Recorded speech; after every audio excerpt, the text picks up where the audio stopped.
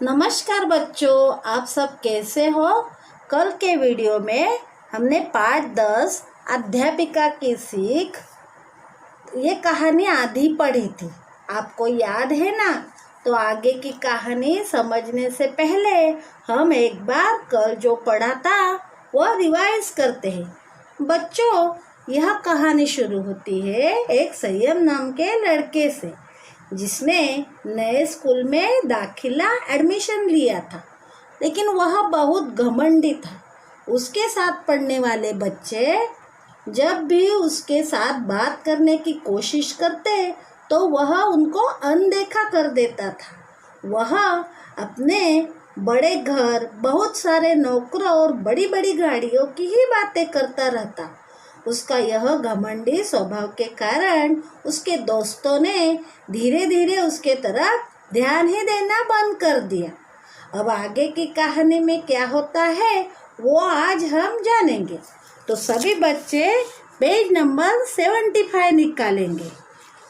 एक दिन संयम आधी छुट्टी के समय अकेला पेड़ के नीचे बैठा था। एक दिन संयम रिसेस टाइम में अकेला ही स्कूल के मैदान में पेड़ के नीचे बैठा था।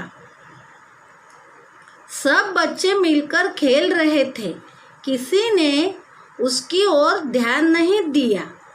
तभी अध्यापिका का ध्यान संयम की ओर गया, जो उदास बैठा था। सभी बच्चे रिसेस में मैदान में खेल रहे थे। बच्चों, आप भी जब स्कूल चालू थी तब रिसेस में खाना खाने के बाद ग्राउंड में खेलते थे ना, तो उसी तरह सभी बच्चे एक साथ मिलकर खेल रहे थे। कोई भी बच्चा संयम की ओर, जो अकेला ही बैठा था, उसकी तरफ ध्यान नहीं दे रहा था। तभी एक शिक्षिका का संयम की तरफ ध्यान गया, जो अकेला उदास बैठा था। संयम के पास जाकर उन्होंने उसे भी सबके साथ मिलकर खेलने को कहा। तो वह शिक्षिका यानी उसकी जो मैडम थी, उसने वो संयम के पास वो गई और उन्होंने संयम को सबके साथ मिलकर खेलने के लिए कहा। वह रुआसा होकर बोला, कोई भी मुझसे बात नहीं करता।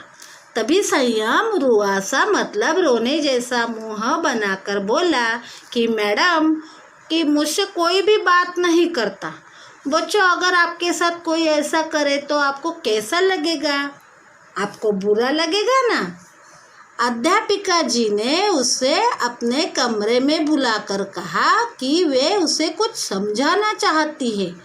उन्होंने पानी के 2 गिलास लिए, गिलास में तेल की कुछ बूंदें डाली और दूसरे में दूध की। तेल पानी में तैरने लगा और दूध पानी में घुल मिल गया। तो संयम के जो मैम थे, उसने संयम को कैसे समझाया, किस तरीके से समझाया, तो उस तरीके से मैं भी आपको समझाती हूँ। बच्चों, ये 2 पानी के गिलास है, ये तेल है और ये दूध है। मैं अभी एक गिलास में तेल की कुछ बूंदें डालती हूँ। देखो क्या होता है। देखो, ये तेल पानी में तैर रहा है, इसलिए हमें संयम के जैसा नहीं बनना है। अभी दूसरे ग्लास में मैं ये कुछ दूध की बूंदें डालती हूँ।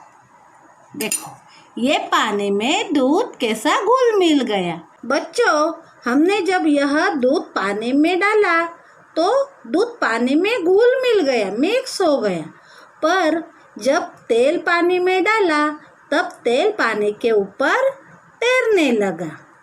अध्यापिका ने संयम से कहा, जीवन में तेल की तरह सबके ऊपर छाने का प्रयास मत करो, सदा दूध की तरह सबसे मिलकर रहो। बच्चों, हमें हमेशा जीवन में तेल की तरह नहीं बनना चाहिए, जो सबके ऊपर छाने का प्रयास करे, यानी दूसरे को नीचा दिखाकर खुद को ही बड़ा बताए, स्वयं को ही वाह वाह करे। बच्चों, हमें हमारे जीवन में हमेशा दूध की तरह सबके साथ मिलजुल कर रहना चाहिए, एक दूसरे की मदद करनी चाहिए। संयम को अपनी गलती समझ में आ गई। अब अध्यापिका की यह बात सुनकर संयम को अपनी गलती समझ में आ गई। उसे अब पता चल गया था कि उसका घमंडी व्यवहार छोड़ देना चाहिए और अपने दोस्तों के साथ, मतलब उसके दोस्त हैं अंकुश, अमन, वैभव, मीता आदि क्लास के सारे बच्चों के साथ मिलजुल कर रहना चाहिए। दूसरे दिन अध्यापिका ने देखा कि संयम भी मैदान में सभी दोस्तों के साथ मिलजुल कर खेल रहा था। तो बच्चों, दूसरे दिन अध्यापिका ने देखा कि संयम के ऊपर बहुत अच्छा असर हो गया है। अभी वो अपने मित्रों के साथ, क्लास के सभी बच्चों के साथ मिलजुल कर खेल रहा था। तो सभी बच्चे संयम के साथ साथ क्लास के सभी बच्चे मिलजुल कर एक साथ खेलने लगे। बच्चों, यहाँ तक मैंने जो आपको पाठ समझाया आपको अच्छे से समझ में आया होगा। तो मैं अभी आपको इस जो पैराग्राफ समझाया, पाठ समझाया, इसके ऊपर मैं आपको कुछ प्रश्न पूछती हूँ। तो पहला प्रश्न है, संयम कहाँ बैठा था? तो जवाब है, संयम अकेला ही मैदान में एक पेड़ के नीचे बैठा था। समझ में आया? अभी दूसरा प्रश्न है, अध्यापिका ने संयम को कैसे समझाया? बताओ जरा, मैंने आपको एक्सपेरिमेंट करके दिखाया। तो कैसे समझाया? तो अध्यापिका ने संयम को समझाया कि हमें तेल की तरह ऊपर छाने का प्रयास नहीं करना चाहिए, बल्कि दूध जैसे घुल मिल जाता है वैसे ही हमें सबके साथ घुल मिलकर अच्छे से प्यार से रहना चाहिए। इसी तरह अध्यापिका ने संयम को समझाया। तीसरा प्रश्न है, क्या संयम को अपनी गलती समझ में आई?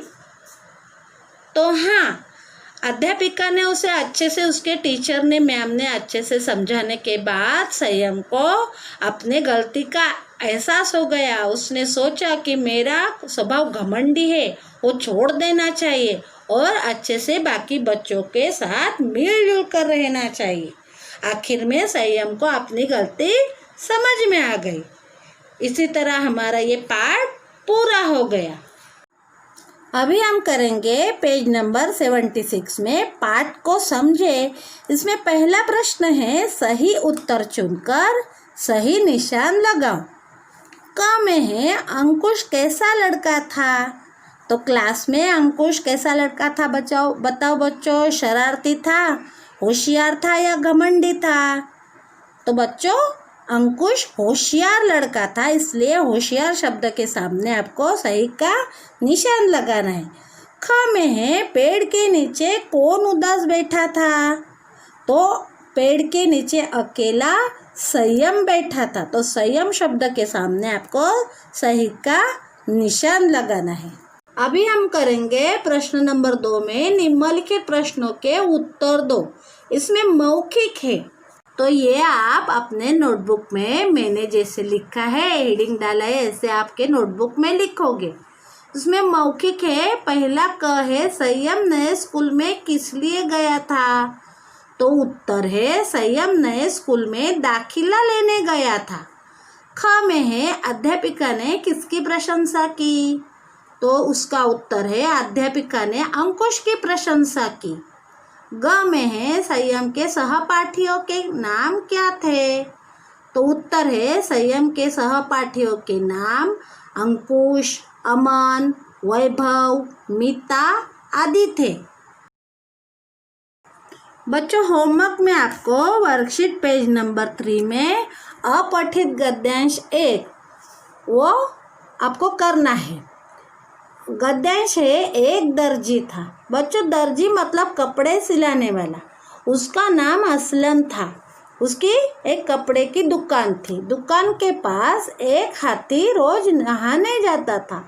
बच्चों, ये गद्यांश पढ़ के नीचे दिए हुए प्रश्नों के उत्तर आपको अच्छे से लिखने हैं। Thank you kids.